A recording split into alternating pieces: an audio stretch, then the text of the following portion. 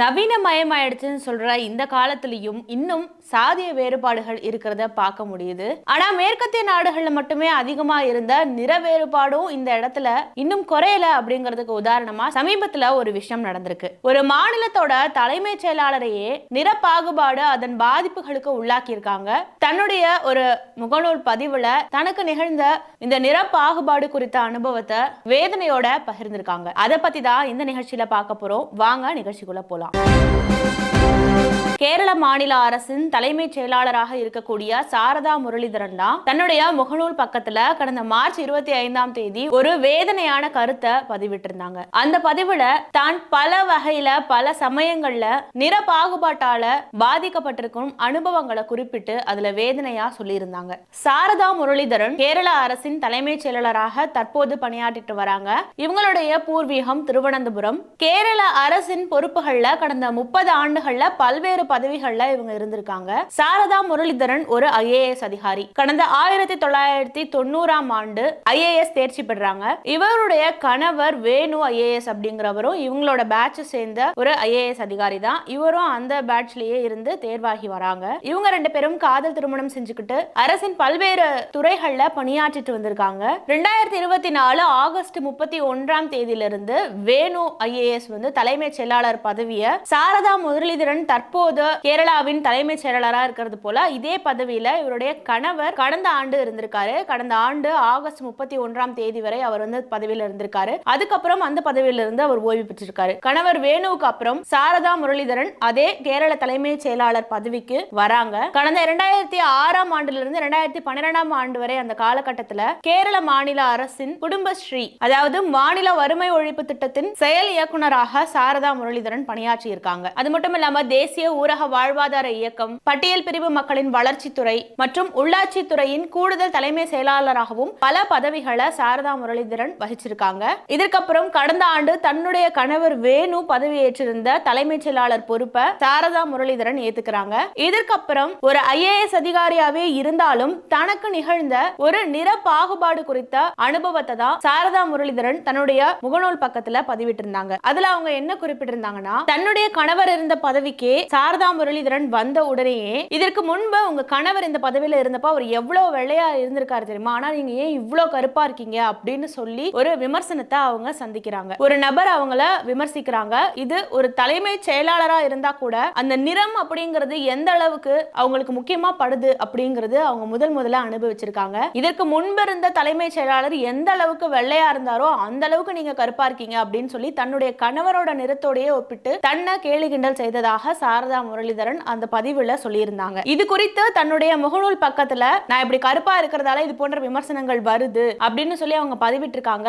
அதற்கு அடுத்தடுத்து வந்த கமெண்ட்டுகளும் விமர்சனங்களும் பார்த்து அதுல மன உளைச்சல் அடைஞ்சு அந்த பதிவை நீக்கி இருக்காங்க. அதுக்கப்புறம் தன்னுடைய நண்பர்கள் நலமிரும்புகள் எல்லாம் சேர்ந்து இது சும்மா கடந்து போகிற விஷயம் கிடையாது, இதை பத்தி விவாதிக்க வேண்டிய கட்டாயம் இருக்கு, அவசியம் இருக்கு, இந்த நிறப்பாகுபாடு அப்படிங்கிறது இன்னும் பார்க்கப்படுதுங்கிறது நிறைய பேருக்கு தெரியப்படுத்தணும் அப்படின்னு சொன்னதுக்கு அப்புறமா இவங்க மீண்டும் அந்த பதிவை பதிவிட்டிருக்காங்க. அதுல அவங்க என்ன சொல்றாங்கன்னா, இந்த ஒரு சம்பவத்தை மட்டும்தான் நான் இப்படி தனியா குறிப்பிட்டதுல சொல்லியிருக்கேன். ஆனா இன்னும் பல விஷயங்கள்ல இந்த நிற பாகுபாடுனால நான் பல அவமானங்களை சந்திச்சிருக்கேன். நிறைய பேர் இது போல கிண்டல் பண்ணியிருக்காங்க. பல பதவிகள்ல இருக்கும் போதுமே அதற்கு முன்பு பணியாற்றிய நபர்களோடு பல முறை இது போல ஒப்பிட்டு பார்த்து கிண்டல் செஞ்சிருக்காங்க. கருப்பா இருக்கிற ஒரே காரணத்தினால இவங்க கருப்பான பெண் அப்படின்னு முத்திர குத்துற அளவுக்கு கிண்டல் பண்ணி அது ஏதோ அவமானப்படுத்துற ஒரு விஷயமா நினைச்சு என்னை இது போல கிண்டல் பண்ணிட்டே இருந்தாங்க. ஆனா கருப்பு நிறம்ங்கிறது எங்க பார்த்தாலும் இருக்குதானா, நம்ம உடுத்துற ஆடைகள்ல இருக்கு, நம்ம கண்கள்ல கூட இருக்கு, நம்ம உடல்லையே கருப்பு இருக்கு, நம்மளை சுத்தி பல இடங்கள்ல கருப்பு நிறம்ங்கிறது பிரதானமா இருக்கு. ஆனா எந்த இடத்துலயுமே இல்லாம நான் கருப்பு நிறமா இருக்கிறேன்றது மட்டும் ஏன் அவங்களுக்கு ரொம்ப ஒரு குறையாவே தெரியுதுன்னு புரியல அப்படின்னு சொல்லி அவங்க அதுல தெரிவிச்சிருந்தாங்க. இது மட்டும் இல்ல, சின்ன வயசுல இருந்தே இந்த நிற பாகுபாடுனால பல விஷயங்கள்ல பல காலகட்டங்கள்ல நான் அவமானத்தை சந்திச்சிருக்கேன். இன்னும் சொல்ல போனா அது எந்த அளவுக்கு எனக்கு தாக்கத்தை ஏற்படுத்தி இருக்குன்னா, நான் 4 வயசா இருக்கும்போது என் அம்மா கிட்ட கேட்பேன், நான் திரும்பியும் உங்க கருவறைக்குள்ள போயிடுறேன், என்ன மறுபடியும் வெளியில எடுக்கும்போது வெள்ளையாவே எடுங்க அப்படின்னு சொல்லி நான் கேட்டிருந்தேன். அந்த அளவுக்கு இந்த நிறவெறி அப்படிங்கிறது எனக்குள்ள ஒரு பெரிய தாக்கத்தை ஏற்படுத்தி இருந்திருக்கு. நானே ஒரு கட்டத்துல கருப்பா இருக்கிறது அழகு இல்லையோ, வெள்ளையா இருக்கிறது தான் அழகு, அப்ப அது நம்மளுக்கு வேணும் அப்படின்னு சொல்லி அந்த அளவுக்கு நானே கருப்பா நான் இருக்கிறதுனால என்ன தாழ்வா நினைக்கிற அளவுக்கே நான் வந்து மாற ஆரம்பிச்சிட்டேன். கிட்டத்தட்ட 50 ஆண்டுகளுக்கும் மேல இது போன்ற விமர்சனங்களை நான் சந்திச்சுட்டு தான் வரேன். குறிப்பா நீ ஏன் கருப்பா இருக்க, கருப்பெல்லாம் ஒரு அழகா, வெள்ளையா இருந்தாதான் அது, இது உன்கிட்ட ஒரு குறையா இருக்கு அப்படின்னு இது போன்ற இந்த விமர்சனங்கள், இந்த பிம்பங்களுக்குள்ளேயே நான் வந்து புதஞ்சே போயிட்டேன். இதனாலேயே கருப்பு நிறத்துல இருக்கிற ஒரு விதமான அழகையோ அல்லது அதோட மதிப்பையோ என்னாலேயே உணர முடியல. நானும் ஒரு கட்டத்துல வெள்ளை நிற தோல்ல இருந்தாதான் அது அழகு போல அப்படின்னு சொல்லி அந்த வெள்ளை தோல் மேலேயே கவரப்பட்டேன். நான் வெள்ளையா இல்லையேன்னு சொல்லி என்ன நானே பல இடங்கள்ல தாழ்வா நினைச்சதும் உண்டு அப்படின்னு சொல்லி அவங்க அதை சொல்றாங்க. இப்படிதான் இத்தனை வருஷங்கள் வாழ்ந்துட்டு இருந்தேன். ஆனா இப்ப சமீபத்துல என்னுடைய குழந்தைகள் வந்ததுக்கு அப்புறம் தான் எனக்கு இந்த கருப்பு நிறத்து மேல உள்ள ஒரு பார்வையே மாறி இருக்கு.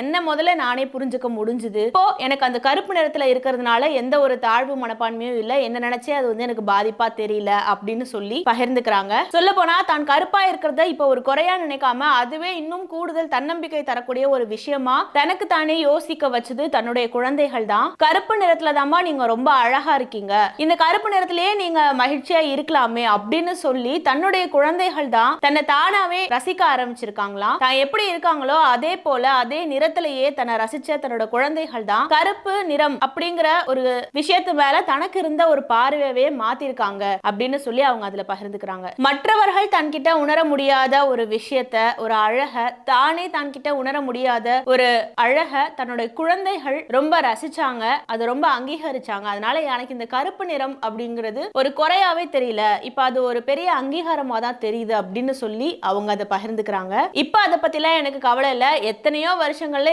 அவமானப்படுத்துறதா நினைச்சு கருப்பு நிறமா இருக்கேன்னு சொல்லி என்ன கஷ்டப்படுத்தினவங்க நிறைய பேர் இருக்காங்க. ஆனா இப்போ என்னுடைய குழந்தைகளால நான் அதை ரொம்ப பெருமையா தான் நினைக்கிறேன். கருப்பு எனக்கு ஒன்னும் கஷ்டமா தெரியல, ஒரு குறையா தெரியல அப்படின்னு சொல்லி தன்னை கிண்டல் செய்தவர்களுக்கு பதிலடி கொடுக்கும் விதமா அந்த பதிவுல சொல்லியிருந்தாங்க. ஒரு மாநிலத்தின் தலைமை செயலாளரா இருக்கக்கூடிய ஒரு பெண்மணிக்கு இப்படி கருப்பு நிறமா இருக்கிறதுனால பல விமர்சனங்கள் வருவது குறித்து பலரும் தங்களோட கண்டனங்களை தெரிவிச்சிருந்தாங்க. அந்த வகையில இந்திய ஜனநாயக மாதர் சங்கத்தின் துணைத் தலைவராக இருக்கக்கூடிய வாசுகி இது குறித்து தன்னுடைய கருத்தை சொல்லியிருந்தாங்க. அதாவது பெண்கள்னாலே அவங்களுக்கு மற்ற எல்லா திறன்களும் இருந்தா கூட அவங்களோட உடல் சார்ந்த அழகுதான் வந்து ஒரு பிரதானமான அளவுகோலா பார்க்கப்படுது. இது ஒரு ஆணாதிக்க பார்வையின் தொடர்ச்சியா தான் தெரியுது. அழகி போட்டிகள் நடத்தப்பட்டாலும் சரி அல்லது அழகு சாதன பொருட்களை வியாபாரம் செய்யறதா இருந்தாலும் சரி, இது எல்லாத்துலயுமே முக்கியமான ஒரு விஷயமா இருக்கிறது என்னன்னா வெள்ளை நிறத்துல பெண்களை காமிக்கணும் அப்படிங்கிறது தான். இந்த நிறம் அப்படிங்கிறது அந்த இடத்துல முக்கியமா பார்க்கப்படுது. அதுல சொல்றதும் வெள்ளையா இருந்தாதான் அழகு அப்படின்றது போல காட்டப்படுவதாலதான் இது போல கருப்பு நிறத்துல இருக்கிறவங்க மேல கிண்டலும் கேலியும் வருது அப்படின்னு சொல்லி தன்னுடைய கருத்தை பதிவு பண்றாங்க. நிறம், உயரம், எடை, ஆடை இவற்றின் அடிப்படையில ஒரு பெண்ணை மதிப்பிடுவது அப்படிங்கிறது அல்லது ஒரு மனிதரையே மதிப்பிடுவது அப்படிங்கிறது அநீதியான ஒரு விஷயம், அநாகரிகமான ஒரு விஷயம். இது வந்து பாகுபாடு சார்பு தன்மையுடைய ஒரு விஷயம். நிறம் அப்படிங்கிறது நாம விரும்பி எடுத்துக்கிற ஒரு விஷயம் கிடையாது. நம்ம முன்னோர்களோட மரபணுக்களோட விளைவாதான் நம்மளுக்கு அந்த நிறம் வருது. ஆனா அது ஒரு அவங்க உடல்ல இது ஒரு நிறம் அப்படின்னு மட்டும் பார்க்காம அது ஒரு குறையா அதை வந்து கட்டமைக்கிறது அப்படிங்கிறது ரொம்ப அவதூறான ஒரு விஷயம். இதனால ஒரு மனிதனை வந்து அவமானப்படுத்துறது இதுக்கெல்லாம் வந்து செய்யக்கூடாது. அந்த மனிதன் சமூகத்துக்காக தன்னுடைய பங்களிப்பா என்ன கொடுத்திருக்கான்னு வேணா மதிப்பிடலாமே தவிர எந்த கலர்ல இருக்கா, எந்த அளவுக்கு இடையில இருக்கா, எந்த உருவ அமைப்புல இருக்கா அப்படின்றதெல்லாம் மதிப்பிடுறது ரொம்ப தவறான ஒரு அணுகுமுறை அப்படின்னு சொல்லி அவங்க சொல்றாங்க. மேலும் இது பற்றி வழக்கறிஞர் அஜிதா ஒரு கருத்தை முன்வைக்கிறாங்க. அதாவது ஒரு பெண் வெள்ளையா இருந்தாலே ஓ அவங்க போல இவங்க போல அப்படின்ற மாதிரி ஒரு ஆதிக்க சமூகத்தினருடைய அந்த ஒப்பீட்டுக்குள்ள அந்த பெண் வந்து பார்க்கப்படுறா. தாங்கள் ஆதிக்கமா இருக்கோம், நாங்க தான் இங்க உயர்ந்த சமுதாயம் அப்படின்னு சொல்லிக்கிறதுக்காகவே ஒரு பெண் வெள்ளையா இருந்தாலே தங்களோட சமூகத்தை பிரதானப்படுத்தி சில பேர் ஒப்பிட்டு சொல்றது கூட உண்டு. எந்த திரைப்படங்கள்லயுமே கதாநாயகிகள் வந்து வெள்ளையா வந்து காட்டப்படுறாங்க, யாருமே கருப்பா காட்டப்படுறது கிடையாது. ஆனா அவங்கள சுத்தி உள்ள அவங்க வீட்டுல வேலை செய்யக்கூடிய ஆட்கள் போல காட்டப்படும் நபர், அவங்க வீட்டுல இருக்கிற தோட்டக்காரங்க, சமையல்காரங்க மாதிரி, அவங்க எங்கேயாவது கடைக்கு போற மாதிரி இருந்தா அங்க இருக்கக்கூடிய வியாபாரிகள், அங்க இருக்கக்கூடிய பெண்கள்லாம் பார்த்தா கருப்பா வந்து காட்டப்படுவாங்க. ஆனா ஒரு கதாநாயகியா ஒரு திரைப்படத்துல இருக்காங்கன்னா அவங்க வெள்ளையா தான் இருக்கணும் அப்படிங்கிறது போல ஒரு பிம்பம் இங்க இருக்கு. இன்னும் சொல்ல போனா அழகு சாதன பொருட்கள் அதுக்கான விளம்பரங்கள்ல கூட அங்க காட்டப்படக்கூடிய பெண்கள்ல கருப்பா இருக்கிறவங்கள நம்ம ரொம்ப சிலர் தான் பார்க்க முடியுது. பெரும்பாலும் அங்க வெள்ளையா இருக்கிற பெண்கள் தான் அந்த அழகு சாதன பொருட்களுக்கு விளம்பரத்துக்கு தேர்வு செய்யப்படுறாங்க. காரணம் ஒரு பெண் வெள்ளையாக வருவதுதான், கருப்பா இருந்தா அதுல இருந்து வெள்ளையா மாத்துறது, அவங்கள அழகா காமிக்கிறது அப்படிங்கறது போல அதை வந்து கட்டமைக்கிறாங்க. அப்போ கருப்பா இருந்தா அழகு இல்ல, அதனால நீ வெள்ளையா மாறுவதற்கு இந்த அழகு சாதன பொருள் பயன்படும் அப்படின்றது போல ஒரு புது கருத்தை அந்த இடத்துல திணிக்கப்படுது. திருமணங்கள்னு வந்தா கூட அந்த இடத்துல இருக்கக்கூடிய மாப்பிள்ளைகள், அதாவது மணமகன்கள் கிட்ட கல்வி தகுதி, பொருளாதார தகுதி இதெல்லாம் தான் பார்ப்பாங்களே தவிர நிறத்தை பெருசா ஒரு அளவிடா அவங்க வந்து எடுத்துக்கிறது இல்ல. ஆனா என்னதான் வசதியா இருக்கிற பெண்ணா இருந்தாலும் சரி அல்லது ஏழையா இருக்கிற பெண்ணா இருந்தாலும் சரி, வெள்ளை நிற தோல்ல அந்த பெண் இருக்கணும் அப்படின்ற எதிர்பார்ப்புகள் இன்னமும் நிறைய இருக்கு. அந்த பெண்ணுக்கு நல்ல கல்வி இருக்கா, நல்ல பொறுப்புல இருக்காங்களா, நல்ல பதவியில இருக்காங்களா, நல்ல குணத்துல இருக்காங்களா, அதெல்லாம் தாண்டி இன்னும் வசதியே இல்லைன்னா கூட வெள்ளை நிறமா இருந்தா போதும் அந்த பெண் அப்படின்னு சொல்லி கேட்கிற அளவுக்கு இன்னும் சில திருமணங்கள் நடந்துட்டு இருக்கு. அந்த அளவுக்கு நிறத்தின் மேல ஒரு முக்கியத்துவம் கொடுத்து பார்க்கிற நிலைமையில தான் இப்ப இருக்கிற சமுதாயம் இருக்கு அப்படின்னு சொல்றாங்க. நிற பாகுபாடு காட்டி ஒரு மனிதரை எடை போடுவது அப்படிங்கிறது அடிப்படை உரிமைகளுக்கே எதிரான ஒரு விஷயம். சமூக நீதியை நிலைநாட்டணும்னா சாதி பாகுபாடு பார்க்காம எப்படி இருக்கணும்னு சொல்றோமோ அதே அளவுக்கு நிற பாகுபாடு பார்க்காம இருக்கிறதும் ரொம்ப அவசியமான ஒன்று அப்படின்னு சில முற்போக்குவாதிகள் கருத்து சொல்றாங்க. உயர் பதவியில இருக்கக்கூடிய ஒரு மாநில அரசின் பதவியில இருக்கக்கூடிய ஒரு நபருக்கு இப்படி நிறவெறி தாக்குதல் நடக்குது அப்படின்னா இன்னும் வெளியில சொல்ல முடியாத எத்தனையோ பேர் இத போல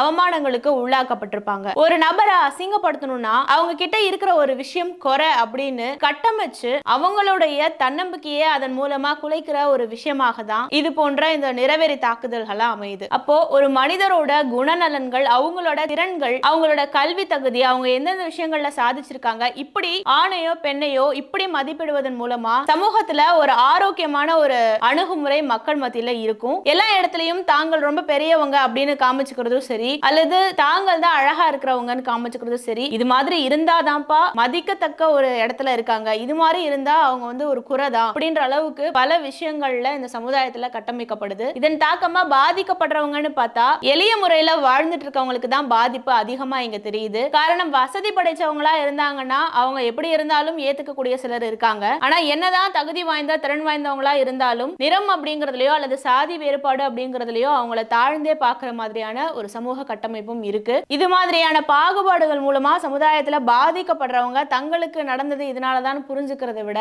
இது போல மற்றவங்களை அசிங்கப்படுத்தணும், இன்னொருத்தவங்களை தாழ்த்தி பேசணும் ஏதோ ஒரு விதத்துல அப்படின்னு நினைக்கிறவங்க திருந்தாம இது எதுவுமே மாற போறது கிடையாதுங்கிறது தான் இங்க நிதர்சனமான உண்மை. மாற்றம் அவங்களுக்குள்ள இருந்தா வர முடியும். அப்பதான் அவங்க தன்னுடைய சக மனிதர்களை எப்படி அணுகணுங்கிறத புரிஞ்சுக்க முடியும். எத்தனையோ பேர் இது மாதிரி பாதிக்கப்பட்டோன்னு சொன்னாலும் இந்த அளவுகள்லாம் இப்படி இன்னொருத்தர ஆதிக்கம்னு காமிக்கிறதுக்கோ ஒருத்தவங்களை அடிமைத்தனம்னு காமிக்கிறதுக்கோ சில அளவீடுகள் கட்டமைக்கப்படுது. இதெல்லாம் மாறணும்னா மனிதர்களா பார்க்குற அளவுக்கு மக்களோட மனசுல ஒரு மாற்றம் ஏற்படணும் அப்படிங்கிறது தான் இதுல இருந்து புரிஞ்சுக்க முடியுது.